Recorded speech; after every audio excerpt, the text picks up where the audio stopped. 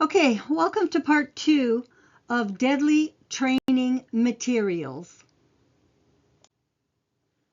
Okay, if you recall in the first video on deadly training materials, we reviewed deadly training slide number 53, which was showing the wrong configuration for a train switching at turnouts. It was actually showing a configuration for tracks that would be used for a train going straight. So you're showing basically the exact opposite of what you should have been showing on that slide.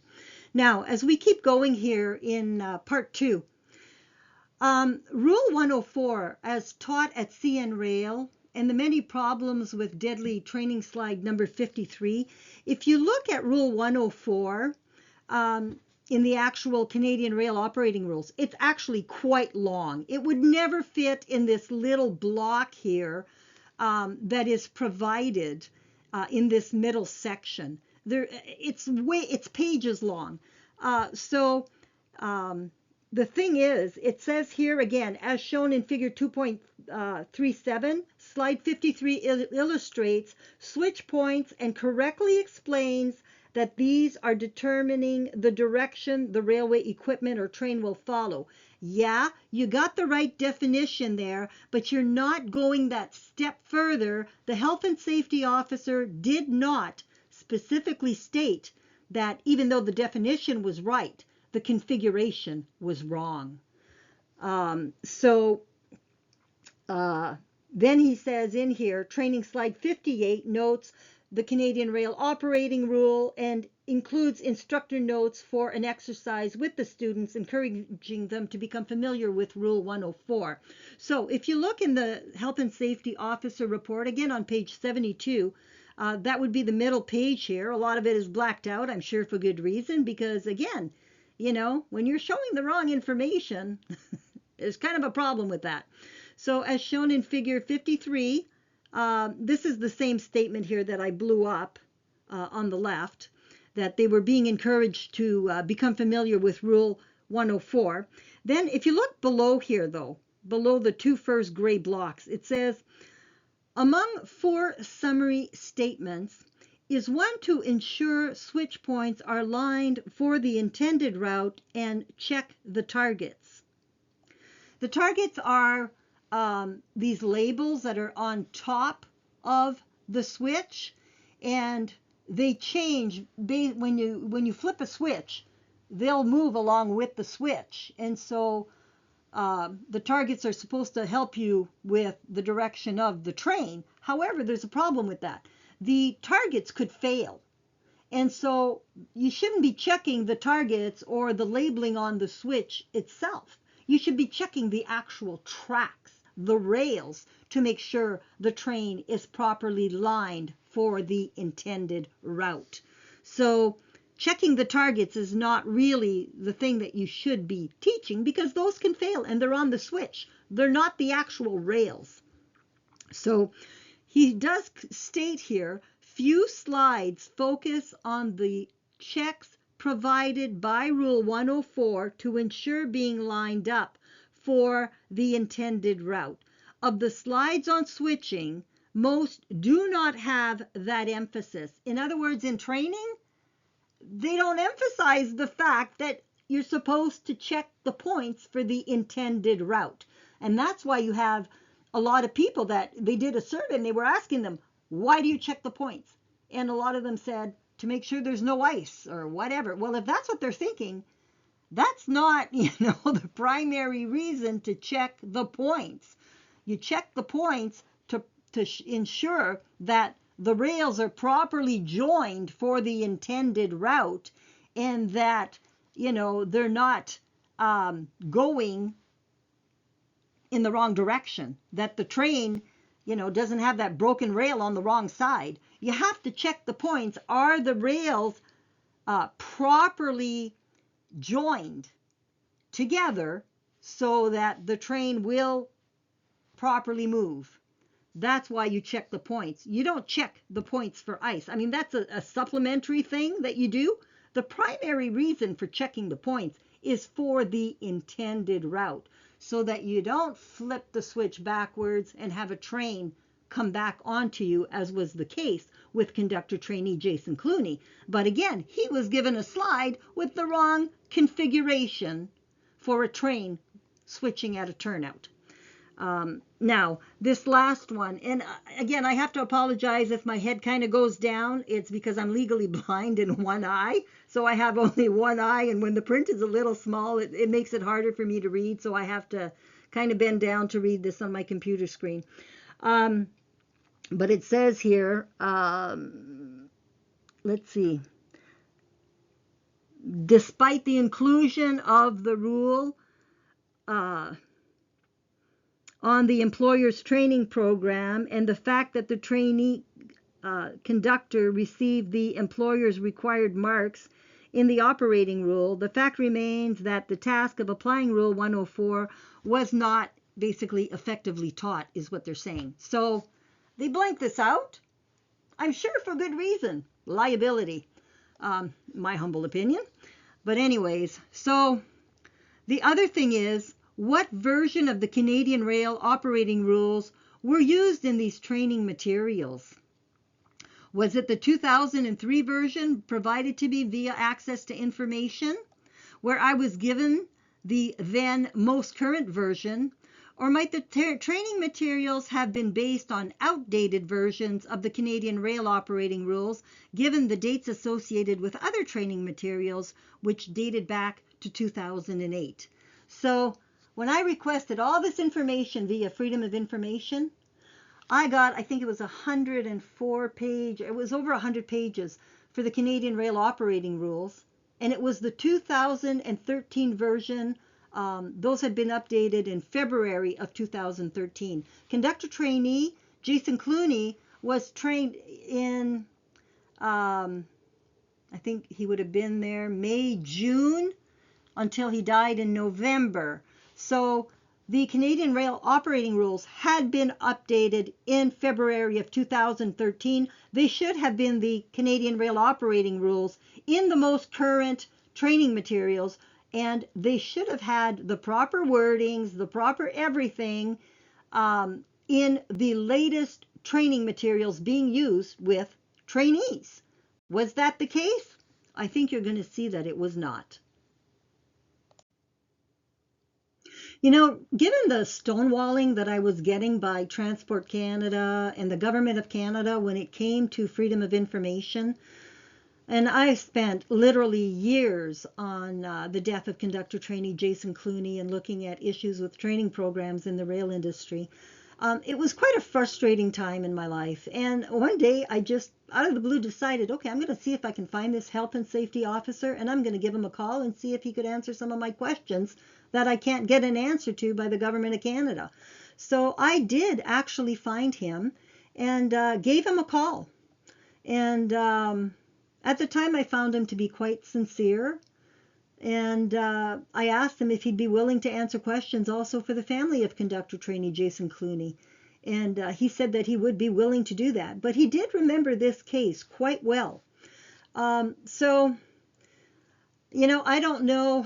I have issues with a lot of his report. At first, I didn't notice, you know, it takes time to go through something and pick out what's not accurate. What are they saying here? What's inaccurate? What's a lie? What's not? When you first read one of these Transportation Safety Board reports, like in Jason's death, looks fine. It's when you start reading it over and over and over again, and most people don't do that. That's when you start to pick out lies and deceptions. And the same, I would argue, was true with what I found to be the case with the Health and Safety Officer report. So anyways, I did phone Officer Kowalski and got a hold of him. He was working in a different department for the Government of Canada by then. And what's really interesting, though, is when I phoned, you know, Transport Canada, I think the Saskatoon office, nobody there remembered him, which I found, he found that kind of weird when I told him that, because he had worked as a health and safety officer for, I think, 15 years. So he was kind of surprised that nobody seemed to remember that he was there. Anyways, I know that he looked at this slide this deadly training slide when he was the health and safety officer investigating Jason's death, not only as a health and safety officer, but also as a former CP rail conductor with 15 years as a qualified, or I'm sorry, he had 17 years as a qualified conductor for CP rail. So that means that HSO Kowalski was definitely a person who would have known enough and had enough experience to understand not only how to check switch points, but why and when to check the switch points. But as he looked at this slide, he was no longer just wearing that hat of a conductor. He had to wear the hat of a Transport Canada health and safety officer. And unfortunately, I think that is why there was some deception going on here. So why, again, did Health and Safety Officer Kowalski not specifically point out the critical problems with deadly training slide number 53 in his death investigation report? He stated the part of the slide that was accurate, again, the definition of a turnout, but he completely avoided speaking of the problem with the training slide track configuration for a slide on switching at turnouts. Given he had 17 years as a qualified conductor with CP Rail, this could only, in my opinion, have been a very intentional omission and deception and breach of public trust by a Transport Canada health and safety officer and or Transport Canada. Because I don't know if his name's on the report, but is he the one who came up with the final wording of the report, or was that Transport Canada? I don't know. All I have is the name of the health and safety officer on this report. So I have to say it's his wording. But Transport Canada would have had to have approved this report also. These don't just go out without approval and oversight by somebody much higher than the health and safety officer, in my humble opinion. So who else at Transport Canada reviewed this investigation report and or signed off on it? Because the more I read it, and it was an like 80-page report, the more inaccuracies and deceptions and whatever I found. And there's a lot of them.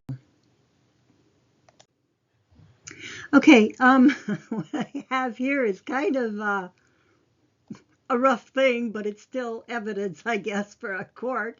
When I contacted Health and Safety Officer Kowalski, who had done the investigation into the death of conductor trainee Jason Clooney, I was actually at a public library, and when I was speaking to him, I jotted down just a few notes here so that I would remember this. And so what I had written here was, let's see, I had spoken to a supervisor in Transport Canada, it looks like in Saskatoon. Let's see, it said here that he had told me during our conversation that he had 17 years at CP Rail as a conductor, and that he had 15 years as a health and safety officer for Transport Canada, and that he had spent 6 years doing rail, as a rail contractor, doing cleanup for derailments. I can't remember what this OPD 935 Operations Programs Directive labor code was, but it was something else we had mentioned. So, if this ever goes to court, I guess that would be a good one to look into. But he also had mentioned to me that the name of the co-investigator was a person by the name of Scott Lintick, and that person was now deceased. And I had this conversation with him literally years ago, but I wouldn't know this information unless I had spoken to him. How would I know the name of the co-investigator who appears nowhere in the report, whatever? And how would I know these details about the conductor or health and safety officer for Transport Canada had I not personally spoken to him? And I even wrote the date here on which I spoke to him, that I spoke to Tyrone Kowalski on August 9th, 2019, for 40 minutes and 9 seconds. And I keep all my phone records, and so that would absolutely be on my phone records. So again, this was a more than qualified person as far as a person writing up a report or doing an investigation into a death in the rail industry. And so in my opinion, if there's deceptions and lies in those reports, they pretty well have to be intentional. Because to me, there's just no excuse for these types of inaccuracies or deceptions or whatever. Just no excuse for it. When it comes to inaccurate, incomplete, deceptive, contradictory, dangerous, or deadly training provided to rail workers, unfortunately, it does not end with training slide number 53 on switching at turnouts. Likewise, test questions and the Canadian Rail Operating Rules, training videos, and field supervision, or the lack thereof, are also incomplete, inaccurate in what they reinforce. Even if for the intended route was or was not part of the test question, deceptive, contradictory, dangerous, and deadly, and no case is that better shown than in the case of conductor trainee Jason Clooney. And for example, when it comes to why to check the switch points, okay? On page 57 of the Health and Safety Officer's report, the following was stated. A survey into the understanding of this rule could shed light on the extent of misapplication, the main question being, what are the points checked for? Informal questioning at the workplace by the health and safety officer resulted in answers limited to see if it is free of ice. This suggests broad misapplication, and then he had to be a distinct possibility. I crossed that out because that was a fact. When you see underlining in red and arrows and whatever's in red, that's me that added that in, by the way. So the fact is, when he literally asked, frontline rail workers, why do you check the points? The answers were limited to see if it is free of ice, not to see if it's lined for the intended route. So it's not a distinct possibility. It is a fact that the rule 104 is definitely not properly taught, or was not properly taught at CN Rail, potentially for years. So anyways, just another one. I mean, it's not limited just to that one training slide. This is a problem in the field and in other training materials, clearly. Okay, here we can see that the issue is not just with the training slide itself, but also the test questions which were provided in training classes for conductor trainees. We're also missing the key part, the key reason for checking the points for the intended route. And so here's the actual test question that was provided to conductor trainee Jason Clooney when he was being tested as a conductor trainee in class. It says, after a switch has been turned, what must be examined and observed?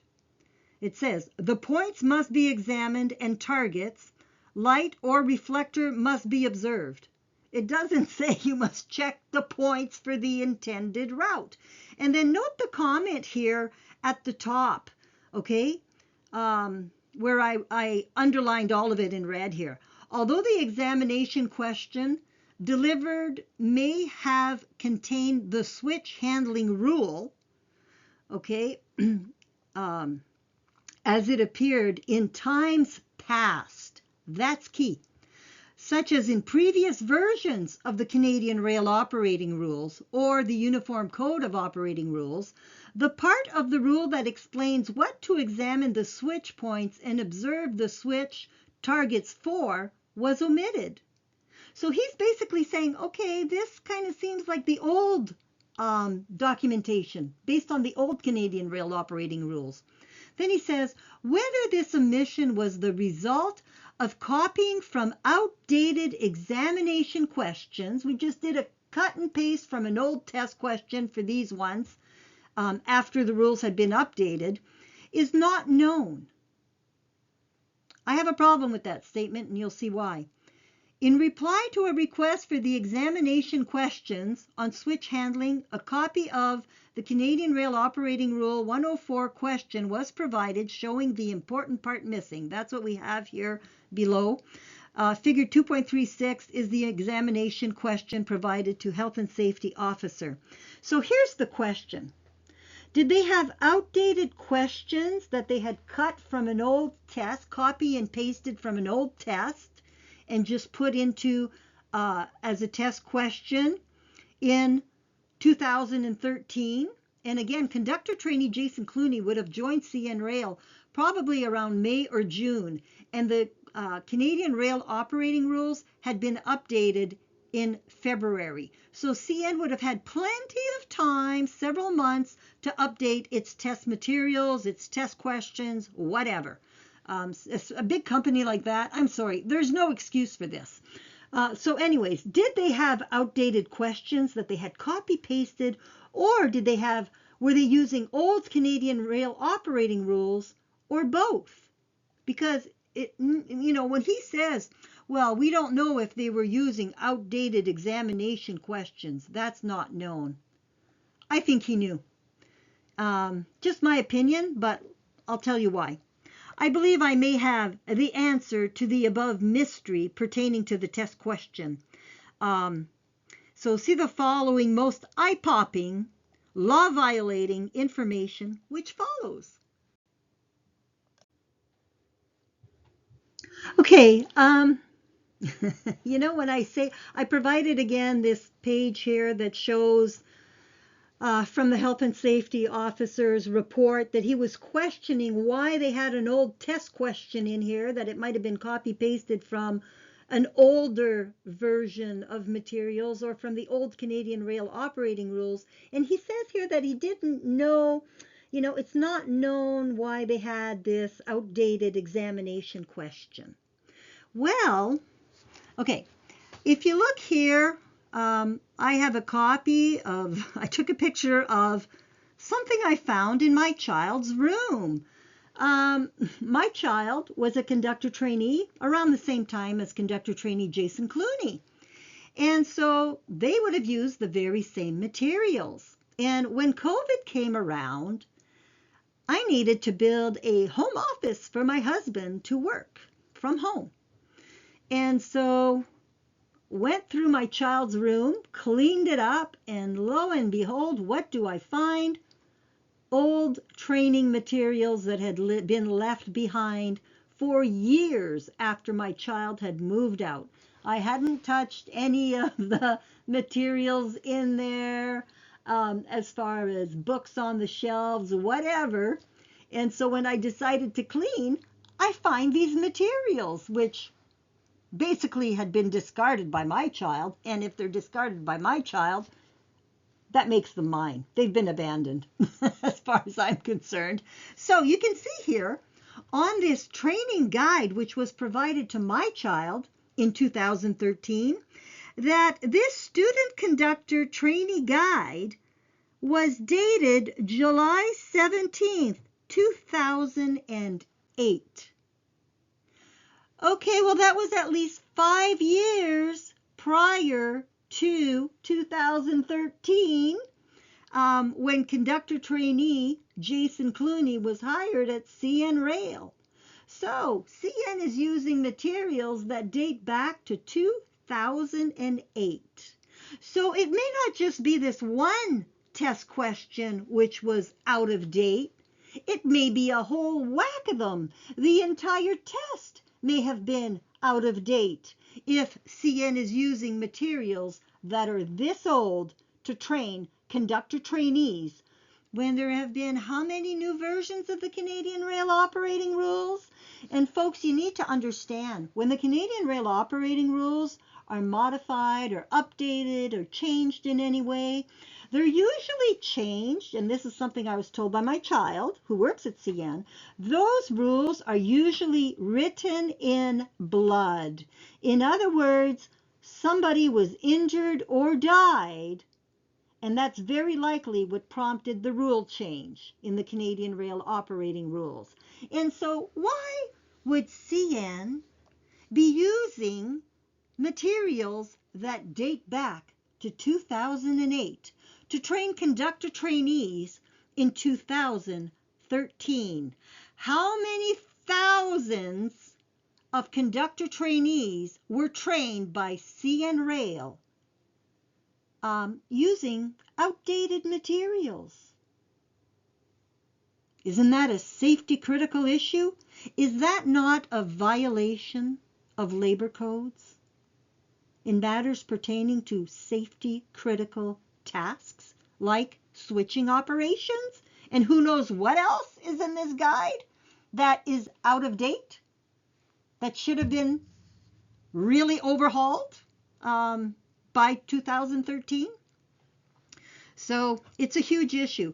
And there is no way, and I mean no way, that 2008 or 2010 training materials, because there's also a 2010 training material, would have contained 2013 Canadian Rail operating rules. They're too old. So how old were the other materials, like the training slides? Could those be perhaps as old as 2001 and part of the Railway Association of Canada conductor training program? Because the Railway Association of Canada did have a training program for conductor trainees.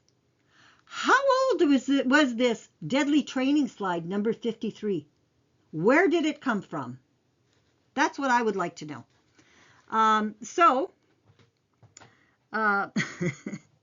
There may have been also an answer to so this may be the answer to the mystery pertaining to these test questions.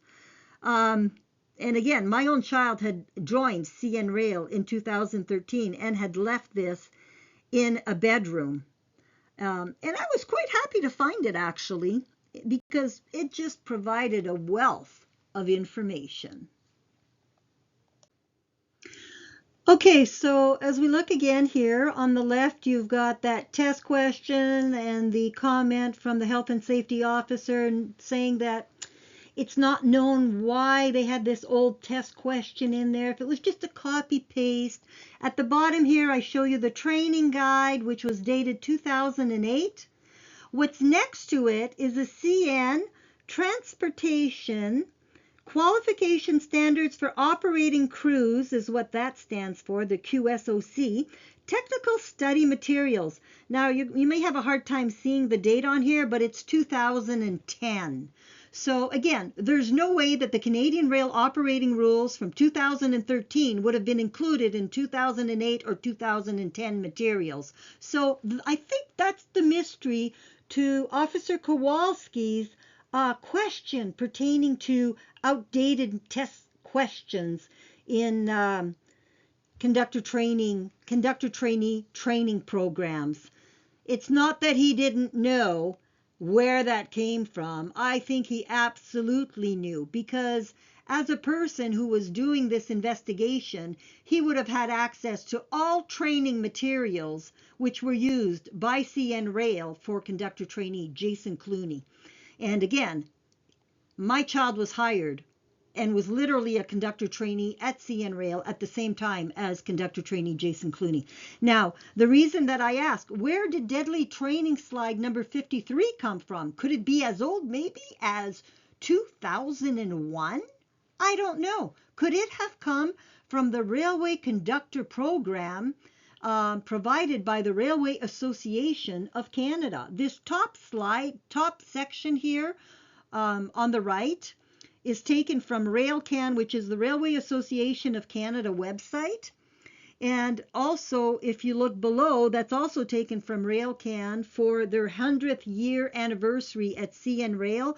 They did this big document, and there was a book that they had put together on the history of CN Rail. Well, under 2001 is the entry pertaining to in consultation with Canadian Railways, the Railway Association of Canada developed the curriculum for the Railway Conductor Program in 2001. And so their training program, which is provided through the Railway Association of Canada, dates back to 2001. Now, if that training slide does come from the Railway Association of Canada, and there's no way of really knowing where that training slide came from, because from the information received, it was provided by the employer to the health and safety officer, but it doesn't say CN Rail on the actual training slide. So where did that training slide come from? If it came from the Railway Association of Canada, and I don't know that it did, the Railway Association of Canada represents 50 to 60 rail carriers, including all Class 1 rail carriers that operate in both Canada and the US. And so, where did that deadly training slide come from? Was it from CN only?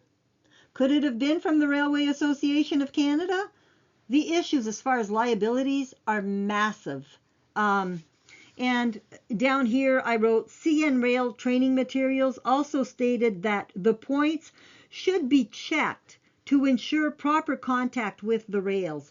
That was in, I believe, the Student Conductor Trainee Guide, because I had to remove a whole lot. This presentation was much, much, much bigger than what I'm providing here in the videos. But what the regulators got, they got much bigger copies of everything than what I can provide in videos. So, but their materials, again, did state that the points should be checked to ensure proper contact with the rails. That is not to ensure the intended route. Yeah, you want to ensure proper contact. And again, that gets to the whole ice situation. Do you have ice making it such that the rail sections are not joining properly, when you flip the switch? That's more of an issue, to ensure proper contact with the rails. That's more of an ice issue than it's not a to check for the intended route. So that would not indicate checking the points to ensure the proper direction the train would take. So again, another critical issue, and misrepresentation or incomplete and inaccurate or deceptive training materials, in my humble opinion, and deadly training materials. Okay, so again, you can see here the trainee guide dated back to July 17th, 2008. And this other one dates back to September 2010. So again, very outdated materials being used in 2013. Thousands of conductor trainees, yard masters, whatever, trained with outdated materials. To me, there's just no excuse for this. CN Rail is a multi-billion-dollar company. There is no excuse for this. You cannot say that you are, compliant with all applicable rules, which would include labor codes, in your financial statements, when clearly you're not. This is a huge, huge matter as far as liability. And that's not just true for CN Rail. I would say that that's true for regulators, for the union, they all would have had, Transport Canada, they would have all had ample time to ensure that training materials had been updated, for conductor trainees. And, I'll tell you something. I have found that, in my opinion, there's a lot of churn of the workforce in the rail industry. And because, a conductor trainee is probably half the cost of a regular conductor. And so, it's kind of profitable to churn the workforce. You kind of train them, you fake qualify them, you don't provide them all the training they're supposed to have. Forget the yard training, let's just use them as cheap labor, burn and churn, And so Who cares if the training materials are not up to date? If we're planning on getting rid of these people and bringing in a new batch, every few months or whatever, who would care, right? Who's going to study all this? Who is going to, put years into researching these issues to try and figure out what is making the rail industry so much more dangerous? Only the family of a rail worker. That's all and not a rail worker who's been killed, because that would be entirely too stressful to do something like I've done for several years. I did it to protect my own child because I could just see the rail industry getting more and more and more dangerous. And when I was seeing what my child was being asked to do, which was, often clear violations of the law, I got a lot of concerns. And so, my father used to be a coroner, and he always told me families have a right to the truth. And so when my child started to lose coworkers, and several of them had been killed in just a span of a few years, and for one of them, that could have been my child that night instead of a friend and coworker. When it hits close to home, you don't wait until it hits home. And so, again, the liabilities, folks, in these issues are huge. There's no excuse on the part of Transport Canada that, the government of Canada always says that it is, they follow rule of law. No, you don't. You're not doing compliance audits to ensure that rail carriers are doing what they're supposed to do. And the rail carriers, these rail executives, they have a duty to be following all laws under which they operate. And that's a huge issue for investors. How many investors would like to know these issues? If you're heavily invested in the rail industry, like these big, massive pension plans, and equity firms, and you come to find out that CN is fake qualifying rail workers, and a lot of these CN executives, they're now at CP or Union Pacific or Norfolk Southern or whatever. Like, these people move around. We're not just talking CN anymore. The liabilities are simply massive. And so there is zero excuse for regulators or rail executives not to be having proper compliance audits, because the Sarbanes-Oxley Act, if you're traded on American stock exchanges, I'm an ME in finance, and if your company is a publicly traded corporation, as CN would be, and actually as the government of Canada, they also sell, debt instruments, whatever, on the financial markets, you better make sure that you're following the law, because you think that maybe investors in Canadian instruments would like to know that Transport Canada and the Transportation Safety Board and the Occupational Health and Safety Tribunal of Canada may all be rail partners in crime, conspiring to hide fake qualifications and being part of death cover-ups in the rail industry? You think investors may want to know that? Absolutely. So again, massive liabilities. So like I said, folks, when you're a conductor trainee, you then often go on to become an engineer. And so there are 6 of 9 categories in your training that overlap between those two. And when you go to engineer training, you don't restart from scratch. And the thing is, if you've been fake qualified as a conductor trainee, or you've been given outdated and inaccurate and deadly materials, again, those are still the materials you're going to have in the back of your mind when you go on to become an engineer trainee. And I know that when I talk about the burn and churn, and the churning of the workforce, in my child's class, I think my child is the only one that's left at CN. Most of them were gone within a matter of a couple of years. Actually, when they were in training, conductor trainees are often told in their class by the people giving the training, most of you won't be here in 1 year. And that is the case. That's how bad the burn and churn is, in my opinion, in the rail industry. And they have no problem with saying that. It's almost like they're proud of it. Oh, I'm going to challenge you to stay. They do. I had read a comment one time on a message board, and the person had stated, I guess they had been a former employee of CN Rail, and they had stated how they had never seen a company that supposedly spent so much money on training employees only to then work so hard to get rid of them.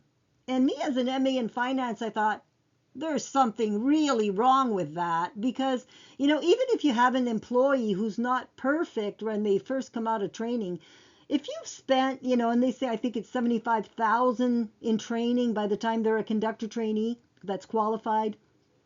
Well, really, is that true? Is it true, or are you really just, or it might be even as high as 150,000. I can't remember. But anyways, it's an outrageous amount of money, supposedly, that is spent training a conductor trainee. Well, might sound great, but what if you're only providing half the training? What if they're all being fake qualified and we just burn and churn and get rid of them? We just use them as cheap labor. So, it's a huge issue, folks. And, so the few that do end up making it through, they still potentially were fake qualified. And the thing is, even though I raised all these issues with Transport Canada, the ministers, and I would CC everybody on my distribution list. The Prime Minister of Canada, often the Governor General was on there. More recently, I added the Speaker of the House and the Speaker of the Senate. I CC'd the Minister of Public Safety, the Ministers of Finance, Minister of Justice, which oversees the Occupational Health and Safety Tribunal of Canada, Minister of Transportation. Boy, you name them, I pretty well had them on my distribution list, including several of the premiers for the provinces. So they're not as innocent either. They know about these issues. But we're not making this public, right? I mean, even though Premier Ford, hey, not all rail companies are federally regulated. Some are overseen by the province, like Ontario Northland. And geez, we had a guy that died recently at Ontario Northland, and I actually went to his funeral and talked to some of his family members and other people that were there. So, I'm telling you, folks, there's just so many issues here. And when you've got so many people turning a blind eye to so many violations of the law, I'm sorry, but those people belong in jail. When you're putting the lives of people at risk and you don't care, and it's all about maximizing shareholder wealth, well, you're going to find that maximizing of shareholder wealth is going to go down the toilet when big investors start finding out some of those nasty skeletons that so many of these rail executives have been hiding. I'm an MA in finance, folks, and let me tell you, there's nothing like a nasty scandal to make investors run. Personally, I would not be investing in the government of Canada. Just on this one scandal, their liabilities can be so massive. So, good luck, Prime Minister Carney, and good luck to the new clerk of the Privy Council. You're going to enjoy seeing my information on the new clerk of the Privy Council also, because he has ties to CN Rail. But anyway, that's in a later video in these in these deadly training materials. We'll be discussing those issues. But again, outdated training materials, there's no excuse for it. And when you have the Transportation Safety Board providing garbage, and Transport Canada providing garbage investigation reports, and then there's garbage, Occupational Health and Safety Tribunal hearings, and we're going to get into all of that. That's a huge issue of breach of public trust and misappropriation of public funds.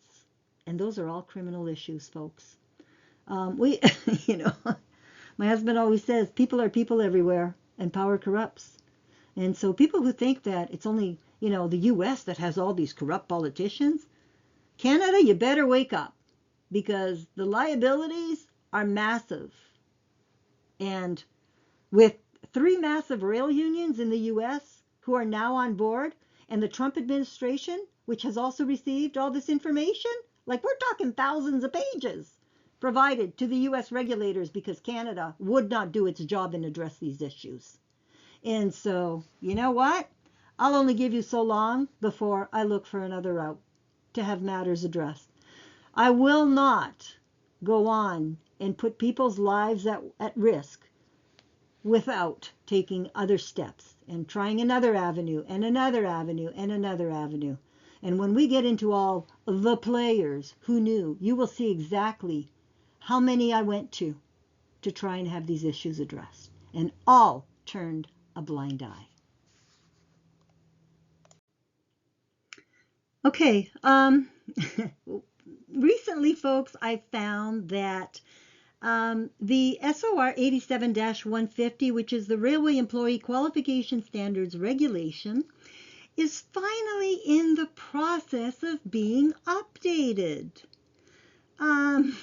You know, I gave Minister Freeland, who is now Minister of Transportation, but she was the Deputy Prime Minister. She received thousands of pages from me, folks. She's known about these issues for years.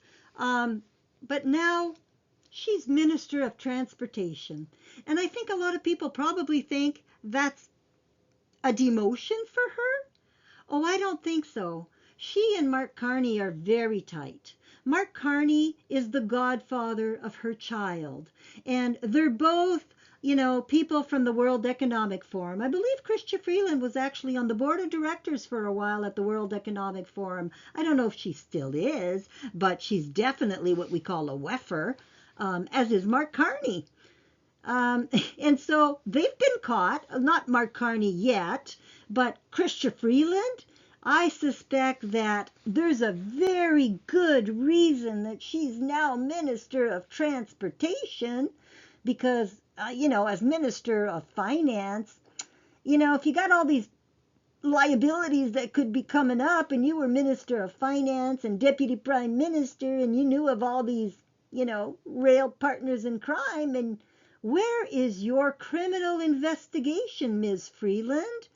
Did you call on the RCMP to investigate all these rail executives that you allowed to escape to infest the U.S. rail industry so that several Class 1 rail carriers in the U.S. are now key executives in other Class 1 rail carriers? And in the last 6 years, which is about when you started allowing these people to go to the U.S. or become key rail executives in U.S. rail carriers, there are many who would argue that the U.S. rail industry has been devastated in the last 6 years. Where's your criminal investigation, Minister Freeland? Minister of Transportation Freeland? Why didn't you throw these people in jail? That's my question to you. You had more than enough information to see that there were huge problems here. Oh, but now we're finally going to be updating the Railway Employee Qualification Standards Regulation because we see we got a major problem because a lot of issues have now been documented, not only for very high up politicians in Canada, but literally for President Trump himself, for J.D. Vance. Can you say East Palestine derailment in East Palestine, Ohio? You think he'd have an interest in this? Not to mention several others. So I suspect there's a very good reason Chrystia Freeland is now the Minister of Transportation. It's not a demotion. It's, in my opinion, fix the problem you created by not having addressed these issues a lot sooner. So this little executive summary here, you know, speaks of the fact that we need to update the Railway Employee Qualification Standards Regulation. Yeah, I've been telling you that for years, hon. And you'll see at the bottom here, you know, they're saying that, oh, there's broad implementation of new positions critical to safety, and these are not reflected. and there's significant operational changes that have occurred. They didn't mention that we've been caught as a rail partner in crime in here because that would just be a little too incriminating. But, they did add at the bottom the addition of 2 positions critical to safety. The remote control locomotive operators, or RCLO, and the rail traffic controllers. Now, in the current Railway Employee Qualification Standards Regulation, there's an appendix called Appendix 14, and in that are listed the positions that are considered, frontline operations and the areas that they need to be trained in. Well, folks, for over 30 years, Transport Canada did not have a specific training program on file approved by Transport Canada, whatever, for remote control locomotive operations. These were not part of the regulation. And yet, there are a ton of accidents tied to remote control locomotive operations. So, why the big lack? Why the big gaping, we're missing regulations to protect these employees in the rail industry? And same with rail traffic controllers.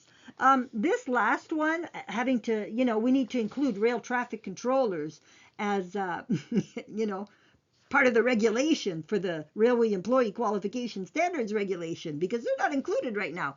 Well, that would explain something that happened to my child, because these people are not the best trained, in my humble opinion. My child was once on a train with a conductor. My child was the locomotive engineer, and there was a conductor on the train with my child, but that conductor was also a qualified locomotive engineer.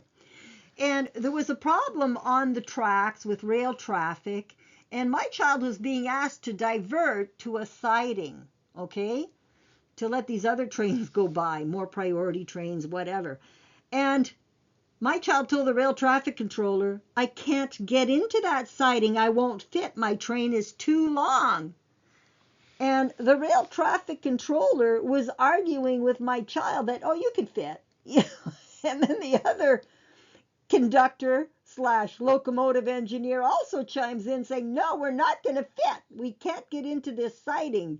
Their rear end would have been out on the main track.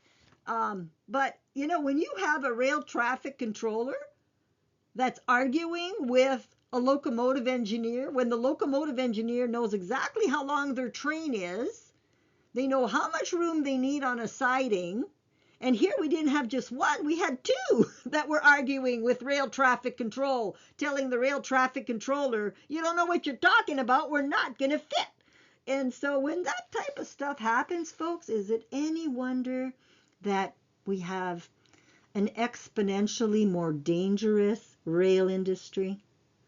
Transport Canada has not done its job, in my opinion, in decades. And we are all feeling the effects of it. They have failed miserably as regulators, and that cannot be overstated.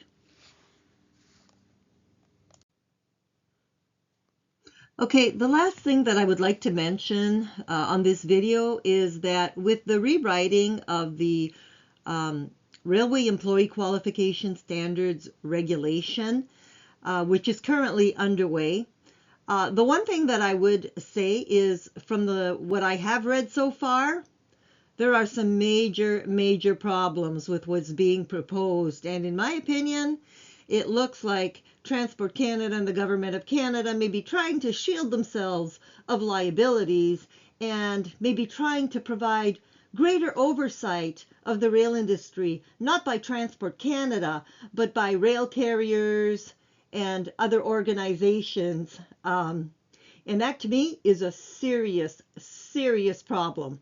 Oversight has to remain with the Government of Canada. It cannot be in the hands of basically rail executives.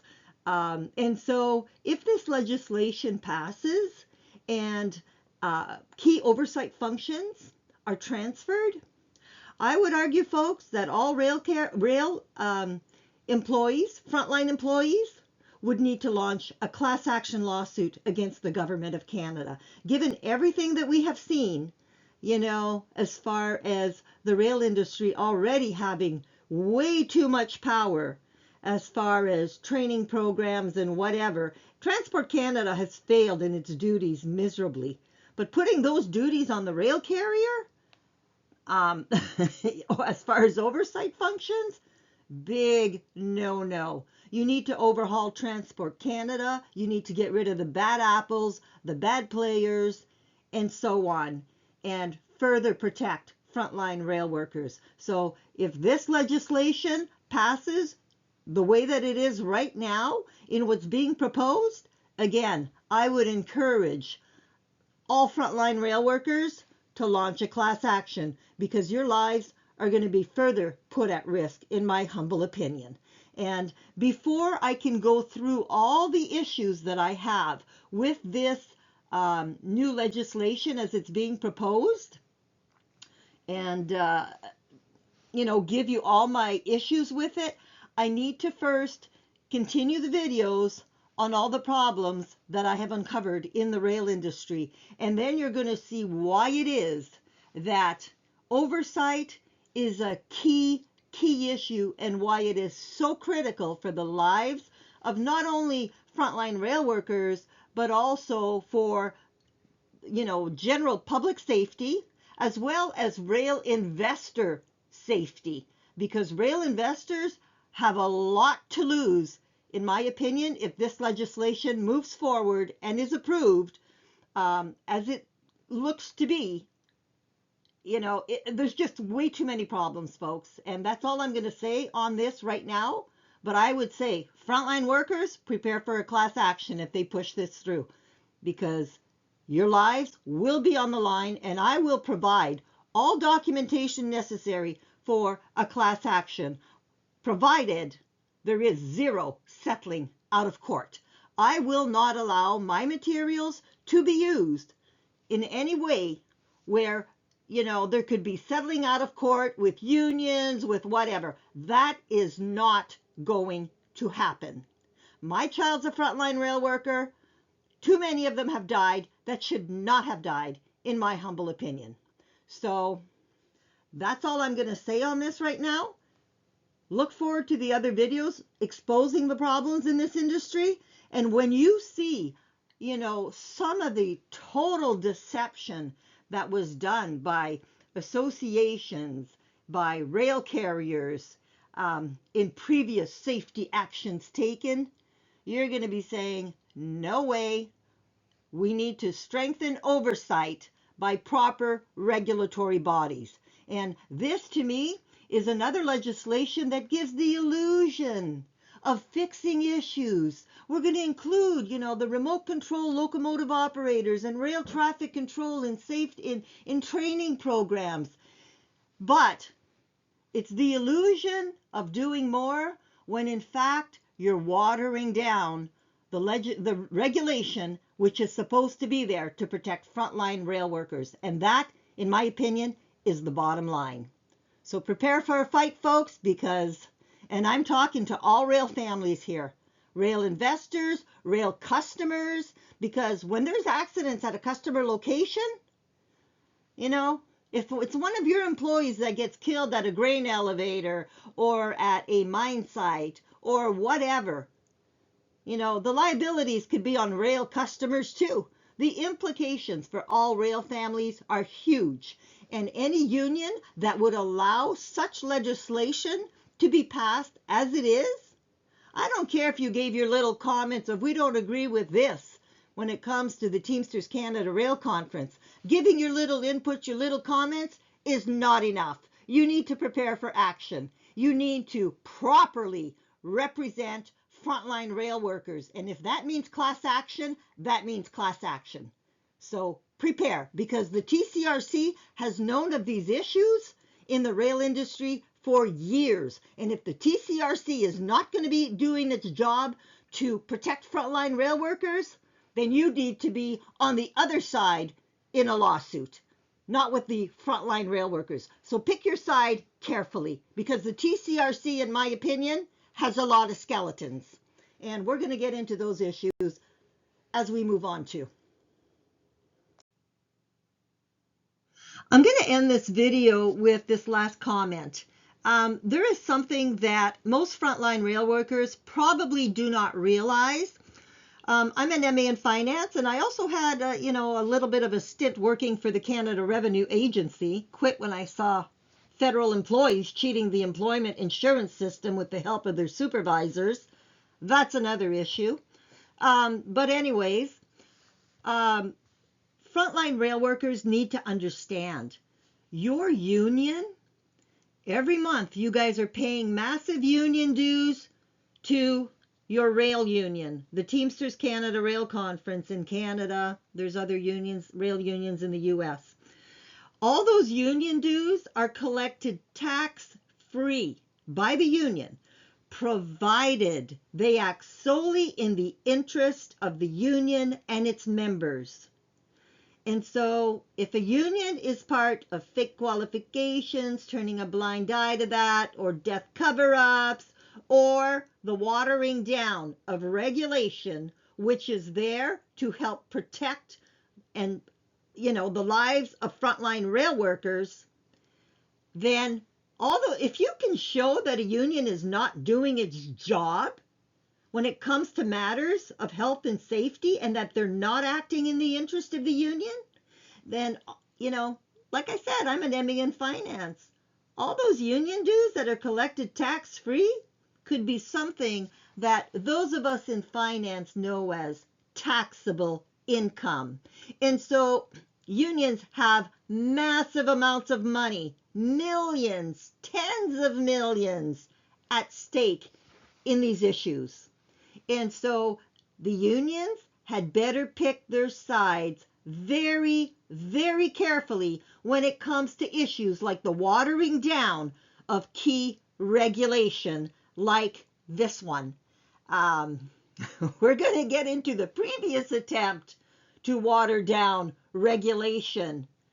After this series of videos, I will do a series on the previous attempt to water down the Railway Employee Qualification Standards regulation. And you're going to see exactly what I'm talking about when it comes to giving rail carriers or the Railway Association of Canada too much power.